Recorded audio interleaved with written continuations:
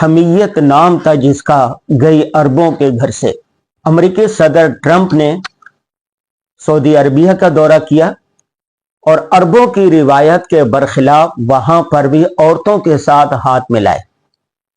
اس کے بعد وہ قطر پہنچا تو وہاں پر بھی خواتین کے ساتھ ملاپ ہوا اور ہاتھ ملایا اور گپ شپ کرتے رہے۔ جب متحدہ عرب امارات دبئی پہنچے تو وہاں پر جو استقبال کیا گیا الامان الحفیظ، وہاں پر دونوں طرف خواتین کو ننگے سر کھڑا کیا گیا اور خواتین نے زلفیں لہرا لہرا کر اس کا استقبال کیا۔ عرب وہ قوم ہے، اتنے غیرت مند تھے عرب کہ جس گھوڑے پر ان کے گھر کی خواتین سواری کرتی تھی تو وہ گھوڑا تک نہیں بیچتے تھے کہ جس گھوڑے پر ہماری خواتین بیٹی ہے وہاں پر کوئی اور نہ بیٹھے۔ عرب اتنے غیرت مند لوگ تھے۔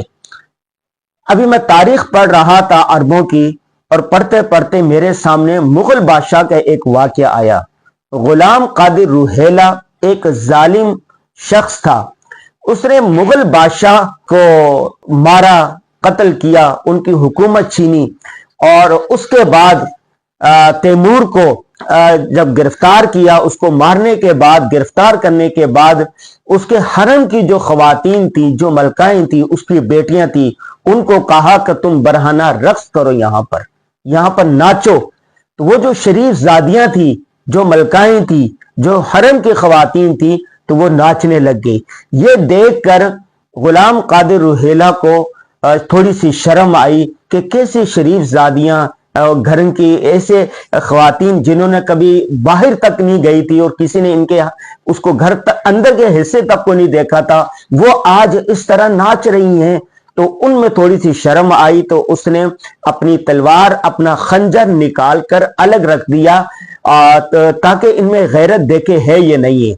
تو جب دیکھا کہ وہ غلام قادر روہیلہ اسی طرح دور جا کے بیٹھ گیا، آنکھیں بند کی ہوئی، تو شریف زادیوں میں اگر ذرا سی بھی غیرت ہوتی کہ اس کا وہ خنجر اٹھاتی، اس کی تلوار اٹھاتی، اس پر وار کرتی اور اس کو ختم کر دیتی۔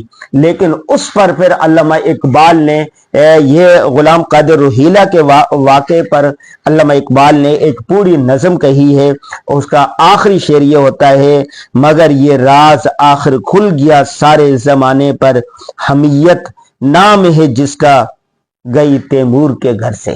آج جب میں نے عرب حکمرانوں کو دیکھا کہ سعودی عربیہ، متحدہ عرب امارات، قطر، یہاں پر امریکی صدر کے لیے جو غیر مسلم ہیں وہ ان کے ساتھ ہاتھ ملا رہے ہیں، ان کے ساتھ مذاق کر رہے ہیں، ان سے ساتھ گپ شپ کر رہے ہیں، اور پھر دبئی کے اندر جو جس طرح یہ اس کا خواتین نے ان کا استقبال کیا، بڑے بڑے بال کھلے ہوئے ہیں، سفید لباس پہنا ہوا اور زلفیں لہرا لہرا کر سر عام کے بادشاہ کا استقبال کیا۔ اس سے میں نے، جس نے بھی دیکھی یہ ویڈیو، جس نے بھی تصاویر دیکھی، شرم سے سر جھک گیا۔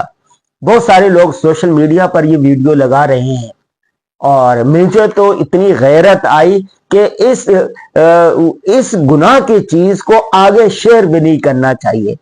تو بھائی، مسلمان کے ہاں پردہ ہے، غیر مسلموں کی طرح زندگی ہم نہیں گزار سکتے۔ امریکہ، یورپ، ان کی الگ تہذیب ثقافت ہے، ہم مسلمان ہیں، دین اسلام نے ایک مکمل ضابطہ حیات دیا ہے۔